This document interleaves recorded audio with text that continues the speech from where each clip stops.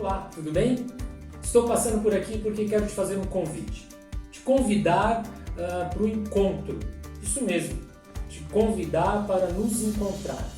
Você sabia que a nossa igreja há vários irmãos que se encontram todas as semanas? Ministram a palavra de Deus, compartilham pedidos de oração e matam a saudade. São várias células que acontecem virtualmente pela internet. É uma base mais ou menos de 70 irmãos que se encontram todas as semanas. E eu quero te convidar a fazer parte desses encontros. Se você tiver interesse em participar de uma dessas células, me manda uma mensagem e eu vou providenciar uma célula para você. Vem com a gente. Vamos passar por este momento juntos. Ok? Deus te abençoe.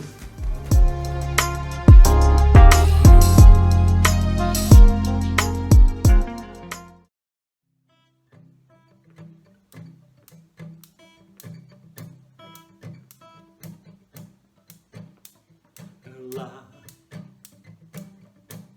no fim do horizonte, no canto mais distante lá, a tua mão está. Lá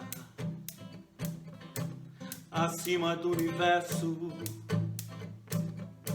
nas linhas de um verso lá, a tua mão está. Se eu for ao céu ou ao mais profundo mar, ali tua mão está. Ali tua mão está. Nem sempre eu posso ver, mas além do meu olhar, a tua mão está. A tua mão está.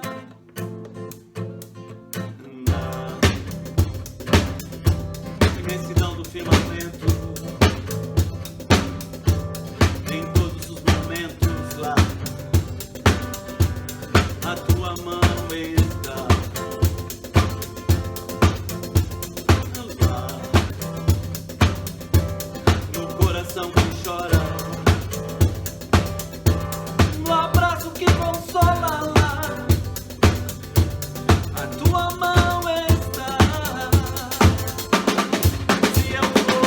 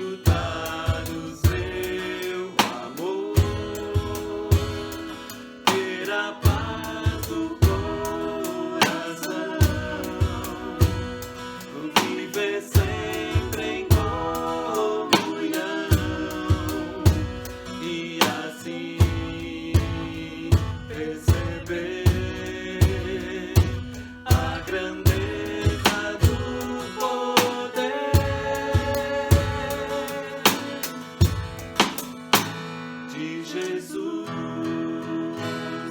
meu bom pastor.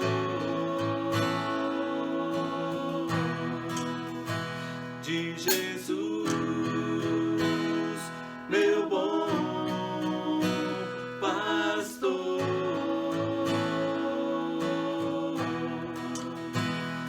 Não existe nada melhor do que ser amigo de Deus, caminhar seguro na luz, desfrutar do seu amor, ter a paz no coração,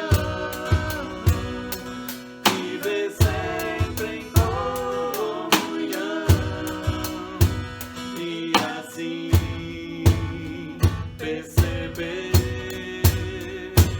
a grandeza do poder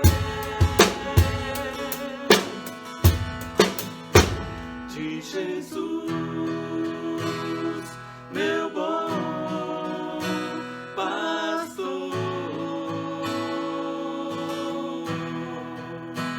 De Jesus, meu bom pastor. Não há nada melhor, nada melhor, nada melhor. Não há nada melhor, nada melhor, nada melhor. Não há nada melhor, nada melhor. Não há nada melhor. De Jesus, meu bom pastor. De Jesus, meu bom pastor.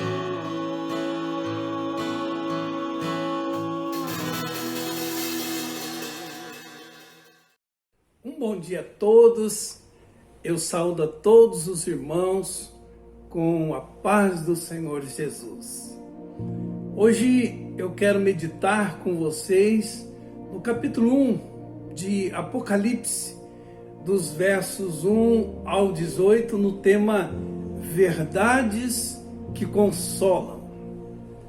Leamos então, verso 1. Revelação de Jesus Cristo, a qual Deus lhe deu para mostrar aos seus servos as coisas que brevemente devem acontecer, e pelo seu anjo as enviou e as notificou a João, seu servo, o qual testificou da palavra de Deus e do testemunho de Jesus Cristo e de tudo o que tem visto. Bem-aventurado aquele que lê e os que ouvem as palavras dessa profecia e guardam as coisas que nela estão escritas, porque o tempo está próximo. João, às 7 igrejas que estão na província da Ásia, graça e paz seja convosco da parte daquele que é, que era e há de vir, e dos 7 espíritos que estão diante do Senhor, e da parte de Jesus Cristo, que é a fiel testemunha, o primogênito dos mortos e o príncipe dos reis da terra, aquele que nos ama e em seu sangue nos lavou dos nossos pecados e nos fez reis, sacerdotes para Deus e seu Pai. A Ele glória e poder para todos sempre. Amém. Eis que vem com as nuvens, e todo olho verá, até mesmo os que traspassaram, e todas as tribos da terra se lamentarão sobre ele. Eu sou o Alfa, o Ômega, o princípio e o fim, diz o Senhor, que é, e que era, e que há de vir, o Todo-Poderoso. Senhor, nós pedimos a Tua bênção sobre a meditação desta palavra, que o Teu Espírito que a inspirou ilumine o nosso entendimento e conceda-nos um bom coração, um espírito ávido e pronto para absorver essa palavra, de tal maneira que essas verdades possam consolar os nossos corações. Eu peço a Tua bênção sobre cada pessoa, cada família, cada casa que nos ouve agora, em nome de Jesus e para a glória dele. Amém. Quem é o autor do Apocalipse? João. E quem é João? João, irmãos, é aquele que escreveu o quarto evangelho que leva o seu nome, bem como as 3 cartas que conhecemos como 1º, 2º e 3º João. E onde estava João? João estava exilado na ilha de Patmos, numa colônia penal da costa da Ásia Menor, por ordem do imperador Domiciano, que arrogou para si o título de Senhor e Deus e deflagrou uma terrível perseguição contra os cristãos. Essa carta foi escrita para a consolação dos primeiros destinatários que estavam vivendo num contexto de aflição, de sofrimento e tribulação.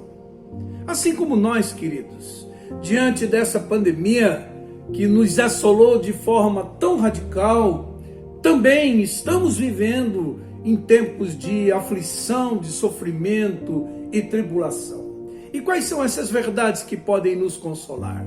Em primeiro lugar, a verdade de que nosso Deus é eterno. Está dito aí no verso 1, revelação de Jesus Cristo, a qual Deus lhe deu para mostrar aos seus servos as coisas que brevemente devem acontecer, e pelo seu anjo que as enviou e as notificou a João, seu servo.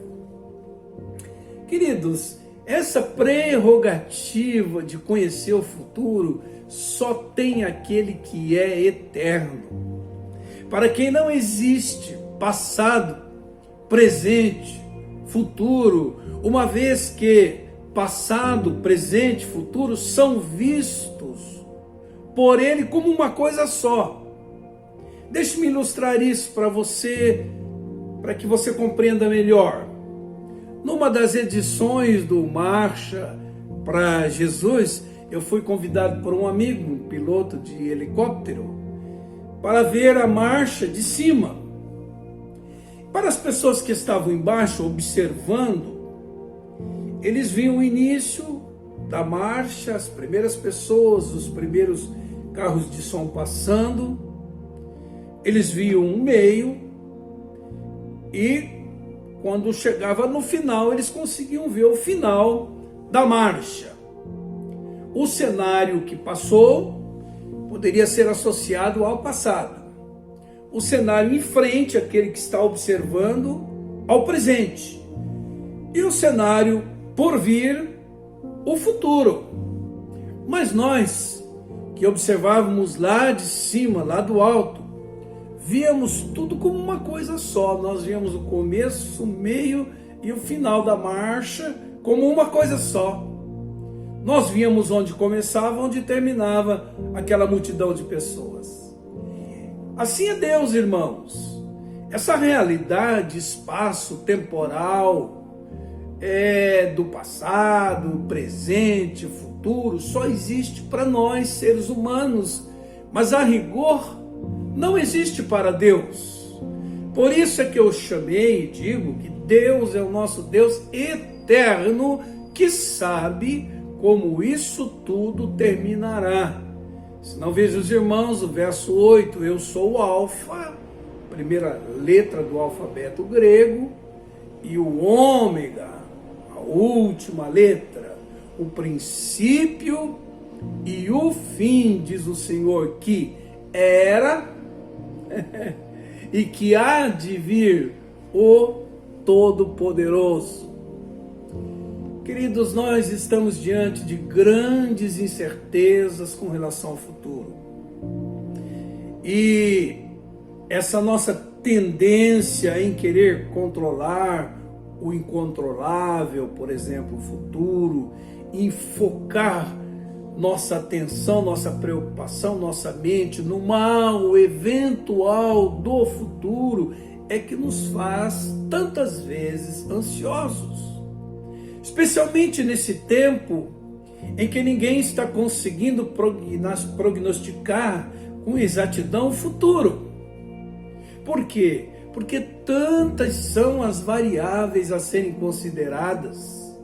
E isso gera uma certa insegurança, um certo temor em razão dessas incertezas sobre o futuro. Mas nos consola saber que servimos e oramos a um Deus que conhece o que está no futuro e sabe, irmãos, como isso tudo vai terminar. Em quem nós podemos confiar nosso futuro, de quem podemos esperar, em quem podemos descansar e de quem nós podemos depender. Por quê? Porque Deus é eterno, Ele é o Senhor da história e o nosso futuro está em suas mãos, Ele está em boas mãos. Amém, queridos? Essa é a primeira verdade. A segunda verdade que pode nos consolar é que esse Deus que é eterno pode revelar parte desse conhecimento do futuro a nós. Por isso que o verso 1 começa com essa palavra: revelação de Jesus Cristo, a qual Deus lhe deu para mostrar aos seus servos as coisas que brevemente devem acontecer, e pelo seu anjo as coisas enviou e as notificou a João, seu servo, o qual testificou da palavra de Deus e do testemunho de Jesus Cristo e de tudo que tem visto. Queridos, a própria palavra Apocalipse significa tirar o véu, ou seja, revelar algo que estava velado. Por exemplo, quando perguntado a Jesus sobre o dia do Filho do Homem ou das últimas coisas, dia e hora, Jesus respondeu que ninguém sabia senão o Pai. Mas agora, ressurreto, o Pai revela ao Filho, que envia seus anjos para revelar essas coisas a João e para que João revelasse a nós. E todo esse conhecimento, irmãos, é fruto de revelação. Queridos, esse é um privilégio dos filhos de Deus. Além de poderem contar com o futuro, confiar o futuro nas mãos de um Deus eterno, podem também receber dele uma porção do conhecimento desse futuro. Isso é revelação. Irmãos, a palavra de Deus, bem como a palavra profética, a palavra de sabedoria, a palavra de conhecimento, que são dons espirituais que Deus, Jesus e o Espírito Santo deram aos homens, chegam a nós não como resultado de pesquisa, de intuição ou de uma investigação, não, mas de revelação. Ou seja, não teríamos acesso a nada disso se Deus não estivesse revelado. Aqui no caso, Deus revelou uma porção do seu conhecimento do futuro a Jesus, que através do anjo revelou a João, que inspirado pelo Espírito Santo revelou a nós. Então, queridos, isso é uma bênção, isso consola o nosso coração. O Deus que está no futuro, que conhece o futuro, pode revelar a nós, através da sua palavra, através de um dom espiritual, as coisas por vir, para consolar e confortar o nosso coração, assim como ele fez com os cristãos em Roma, sofrendo terrível perseguição. Terceira verdade que pode nos consolar, irmãos, é que em tempos assim como esse que estamos vivendo, nós podemos encontrar estabilidade na prática da palavra de Deus. Se não, veja os irmãos o que diz aí o verso 3. Diz: bem-aventurado aquele que lê e aos que ouvem as palavras dessa profecia e guardam as coisas que nela estão escritas, porque o tempo está próximo. Queridos, para mim, esse verso revela duas dimensões do conhecimento da palavra. Podemos saber, como um assentimento intelectual da palavra, mas saber, irmãos, não basta. Nós precisamos internalizá-la em nosso ser e praticá-la em nossa vida. Por isso é que bem-aventurado é aquele que não somente lê, e não somente os que ouvem ou dão ouvidos, mas os que guardam essa palavra. Então nós lemos a palavra para saber, damos ouvidos e guardamos para praticá-la, para ter o conhecimento experimental da palavra. Eu digo isso, irmãos, porque há daqueles que se aproximam da palavra de Deus para satisfazerem uma curiosidade meramente intelectual, sem, no entanto, se deixar transformar por ela. Esse tipo de conhecimento, ele enche a pessoa de orgulho, mas não produz vida e nem transformação na vida daquele que conhece. Porque a pessoa pode saber, irmãos, coisas a respeito de Deus, mas não ter conhecimento experimental do próprio Deus. Por isso, irmãos, é que precisamos nos aproximar da palavra de Deus, não como acadêmicos, mas como adoradores, como fez João, que caiu com o rosto em terra diante da revelação. A palavra de Deus revelada a nós, irmãos, é para ser conhecida, é para ser internalizada e praticada. Porque se conhecida e não internalizada, a palavra fica ao nível da mera letra. Como diz a palavra, Paulo diz que a letra mata, mas o Espírito vivifica. Ou seja, a palavra sabida, mas não praticada, gera um auto-engano, gera uma religiosidade mórbida. Por isso, conhecer a palavra de Deus, ser aquilo que ela recomenda e fazer algo a respeito do que se sabe da palavra, praticando-a, é que pode, conforme disse Jesus, conferir estabilidade para nós e para a nossa vida diante das intempéries. Ou seja, quem pratica a palavra, como disse Jesus, constrói a casa na rocha e por isso sobrevive diante das vicissitudes da vida. Isso consola a gente. Eu vou pautar a vida na palavra, eu vou fazer da palavra de Deus o meu ponto de apoio, meu ponto de partida, meu ponto de chegada e terei estabilidade diante das adversidades. Qual outra verdade que pode nos consolar, irmãos? É que em tempos assim difíceis como esse, pelo qual estamos passando, nós temos acesso a uma fonte inesgotável de graça e de paz. Deus é a fonte dessa graça e dessa paz. O Espírito Santo é a fonte dessa graça e dessa paz. Jesus é a fonte dessa graça e dessa paz. Se não, veja os irmãos, verso 4 e 5.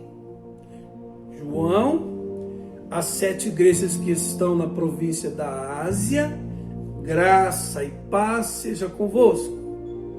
Da parte daquele que era e que há de vir. E da dos 7 espíritos que estão diante do trono.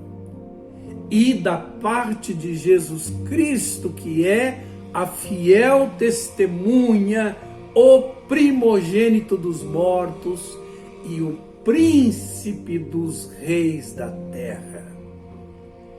As 7 igrejas, irmãos, mencionadas aqui, a igreja de Éfeso, Esmirna, Pérgamo, Tiatira, Sardis, Filadélfia e Laodiceia. Essas igrejas estavam sendo perseguidas e torturadas no governo de Domiciano e precisavam da graça e da paz da parte de Deus. Por isso, João invoca essa graça e essa paz sobre eles, revelando em seguida a fonte dessa graça e dessa paz. E afirma João que Deus é essa fonte.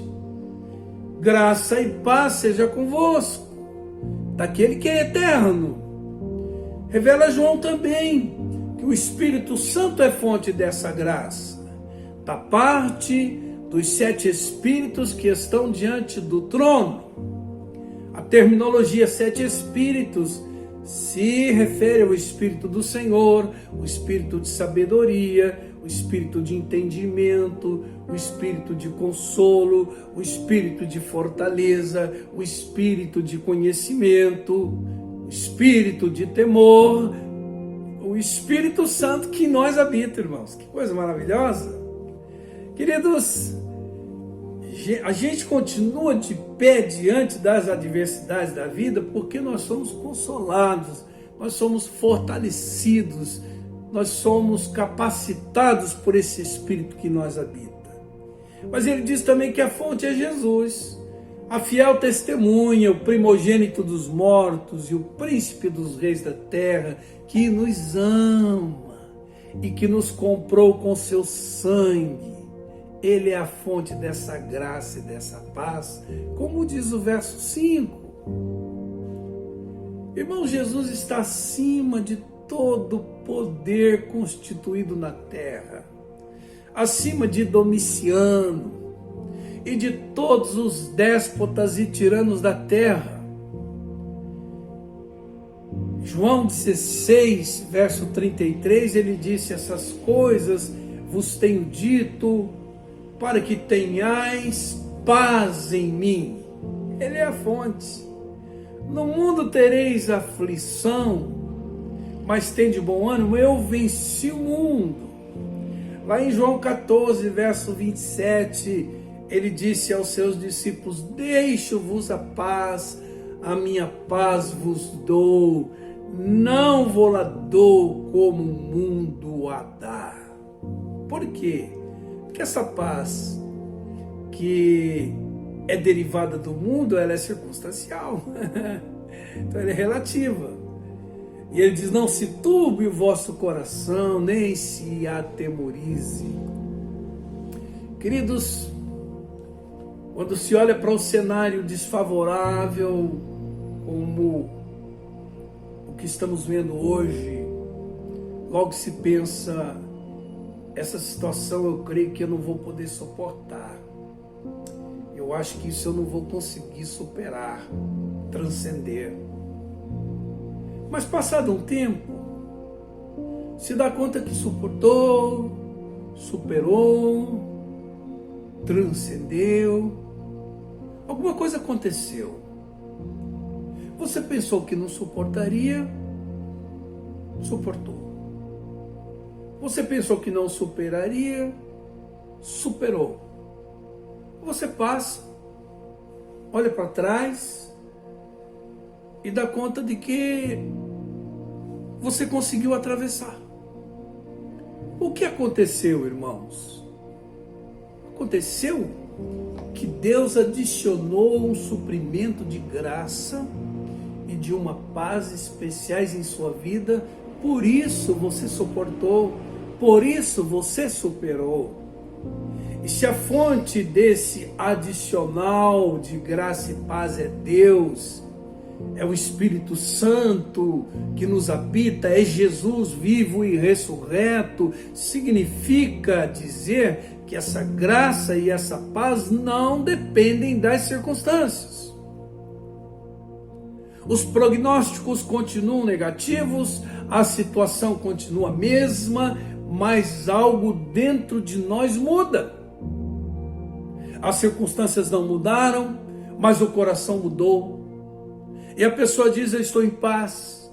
Eu fui invadida por uma esperança, por uma confiança inabalável, uma convicção de que Deus não vai me desamparar, Ele vai pleitear minha causa, Ele vai me sustentar. E mais, a consciência de que Deus Pai, Deus Filho, Deus Espírito Santo estão no controle da história, também pacifica e fortalece o nosso coração. No livro de Daniel, Nabucodonosor tem um sonho de uma estátua com a cabeça de ouro, peito de prata, membros e quadril de bronze, tornozelos e pés de barro, simbolizando uma sucessão de impérios, babilônico, medo-persa e assim por diante, até o Império Romano. Nos dias desse Império Romano, uma pedra é lançada não por mãos humanas, vem e reduz a estátua a pó, e é estabelecido um reino eterno, sem fim. Assim é, irmãos, que Apocalipse é escrita para gente assustada com os impérios. Assim também, queridos, como de certa forma estamos assustados com o Brasil. É só notícia ruim, só tragédia, é a maldade graçando, especialmente entre aqueles que ocupam os postos de comando de nossa nação, agindo irresponsavelmente, egoisticamente. Mas mesmo estes já estão com dificuldade de ter as rédeas da história nas mãos. E alguns com dificuldade de enxergar Deus nesse caos, nessa realidade, na condição de nossa cidade, do nosso país. Mas vem Jesus e diz: preste atenção, o reino de Deus está presente na história, eu estou vivo e vou mostrar o que vai acontecer em breve. Queridos, nenhum império que se rebelou contra o Cristo ressurreto e o seu evangelho ficou de pé. Por isso, precisamos olhar para tudo o que está acontecendo no Brasil com esse olhar de que Cristo é soberano sobre todos os poderes, seja executivo, seja legislativo ou judiciário. Muitos líderes políticos pensam que podem decidir sobre os destinos da nação brasileira ou que podem fazer com ela o que quiserem impunemente. Todavia, eles um dia hão de dar conta de que um príncipe, o Senhor da história, o justo juiz, está no comando e no controle da história. Até creio, irmãos, que muitos que se consideram acima do bem e do mal, protegidos pela esperteza humana e pelo conluio entre seus pares, perderam as rédeas das mãos, como eu disse há pouco. Por isso creia que Jesus está no controle da igreja, Jesus está no controle da nação, Jesus está no controle da história. Nós não dependemos da boa vontade dos homens, para que Deus possa nos abençoar. Pense nisso e a graça e a paz virão ao seu coração nesse tempo de tribulação. Qual outra verdade que pode nos consolar, irmãos? É que em tempos assim é bom afirmarmos a nossa identidade em Deus. Quem somos nós, irmãos? Reis e sacerdotes, como diz o verso 6. E nos fez reis e sacerdotes para Deus e seu Pai. A Ele glória e poder para todos sempre. Amém. Por quê, irmãos? Porque é assim que Deus faz. Ele nos levanta da lama e coloca sobre nós uma coroa e uma mitra e nos faz reis. E somos um reino, não somente porque Cristo reina sobre nós, mas também porque participamos do seu reinado. A igreja, irmãos, muitas vezes desdenhada, ridicularizada por muitos, tem uma identidade afirmada em Deus. E se alguém perguntasse, quem são vocês? Responderíamos nós somos raça eleita, sacerdócio real, nação santa, povo de propriedade exclusiva de Deus, a fim de proclamar as virtudes daquele que nos chamou das trevas para a sua maravilhosa luz. Logo, irmãos, quem mexe conosco, mexe com Deus, com quem temos uma aliança firmada no sangue de Jesus e selada pelo Espírito Santo. E neste sentido, essa identidade faz de Deus nosso aliado, o que traz para nós uma grande consolação e conforto em tempos difíceis. Se Deus é por nós, quem será contra nós? Em último lugar,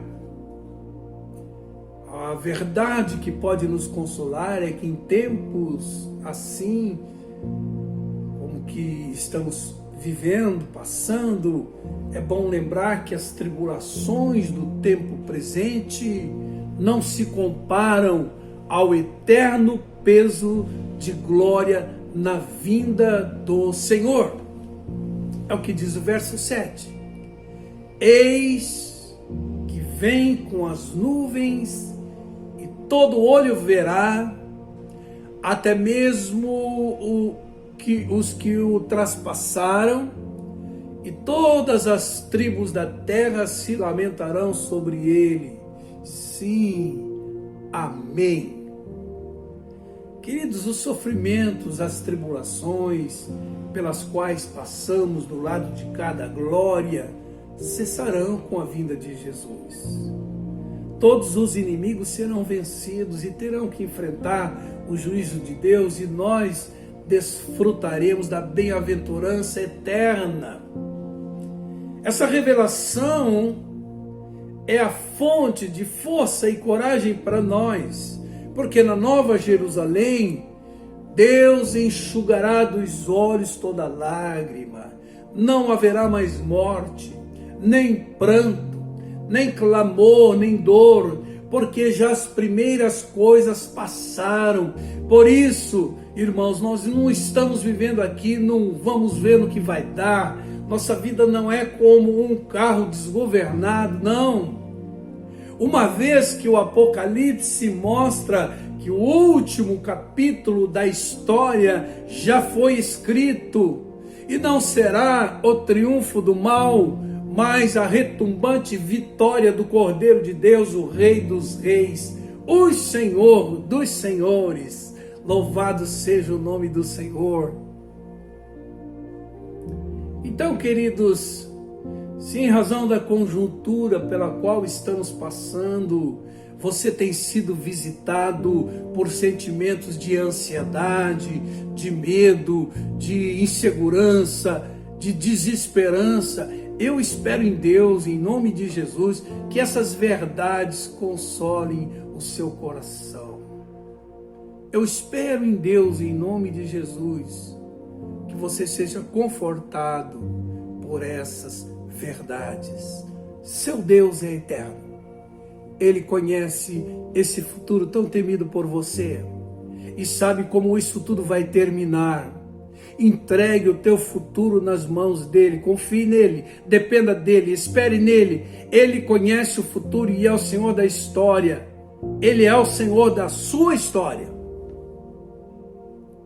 Esse Deus eterno pode revelar parte do seu conhecimento a nós, seja na palavra ou seja na manifestação dos dons espirituais, porque o Espírito que perscruta as profundezas de Deus e em nós habita, pode trazer essa revelação a nós como forma de nos consolar. Também a sua vida pode ser marcada pela estabilidade muito própria daqueles que praticam a palavra de Deus, que encarnam a palavra de Deus, que se apropriam da palavra de Deus. E Deus, Jesus e o Espírito Santo podem adicionar um suprimento de graça e paz na sua vida nesse tempo, consolando e confortando o seu coração. E saiba que você é um amado de Deus. Você foi comprado e remido pelo sangue de Jesus. E você tem uma identidade firmada em Deus. Você é parte dessa raça eleita, desse sacerdócio real, dessa nação santa, desse povo de propriedade exclusiva de Deus. E esse é o grande diferencial da sua vida. E isso faz de Deus o seu aliado. E mais, que as tribulações do tempo presente não se comparam ao eterno peso de glória na vinda do Senhor. De posse dessas verdades, você pode vencer a ansiedade, o medo, a insegurança, a desesperança, tão próprias desse tempo. Amém, queridos? Vamos orar? Oremos então. Senhor Deus, que o fato de que essas verdades foram reveladas aqui para o nosso consolo, apropriadas por nós, tragam hoje o consolo e o conforto de que precisamos. Queremos entregar o nosso futuro nas tuas mãos, queremos caminhar sob sua revelação, queremos encarnar sua palavra em nossa vida, que ela molde o nosso caráter, que ela defina os nossos valores, que ela determine nossas escolhas, que ela fundamente nossa fé e que ela estabilize a nossa vida. Pedimos um suprimento de graça e paz para o enfrentamento desse tempo e que cresça dentro de nós a consciência de que, como parte do teu povo, como eleitos, como sacerdotes, como nação santa e propriedade do Senhor, possamos contar com o Senhor como nosso aliado. E que as tribulações do tempo presente não se comparam ao eterno peso de glória na vinda do nosso Senhor Jesus Cristo. Que cresça em nós essa convicção e essa consciência. Em nome dele te oramos, para a glória dele. Amém. Amém, queridos? Que Deus abençoe a todos. Um bom final de domingo, um bom início de semana também. E até amanhã, se Deus nos permitir.